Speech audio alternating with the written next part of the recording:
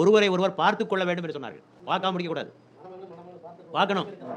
இப்போ இருக்கு, சில வீடுகளில் இருக்கு, சில இடத்துல இல்லாமல் இருக்கு. பார்க்க வேண்டும்.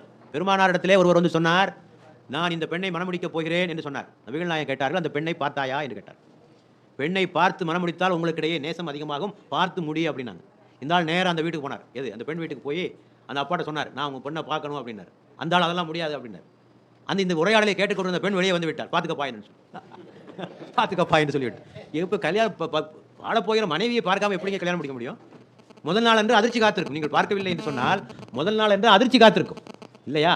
ஆக இதுவே பல குழப்பங்களுக்கு காரணமாக அமைந்திருப்பதை நம்மாலே பார்க்க முடிகிறது. ஆக சம்மதம், பார்த்தல், ஏன் இஸ்லாத்தினுடைய பார்வையே திருமணம் என்பது ஒரு கான்ட்ராக்ட். நான் அடிக்கடி சொல்லிக் கொண்டிருக்கேன், ஒப்பந்தம். கான்ட்ராக்ட் ரெண்டு பேரும் ஒப்பந்தங்களை போடலாம். நான் இதெல்லாம் விரும்புகிறேன், நான் இதெல்லாம் விரும்புகிறேன், இதற்கு சம்மதித்தால் மனம், இல்லாவிட்டால் இல்லை என்று சொல்வதற்கு இருவருக்கு உரிமை இருக்கிறது.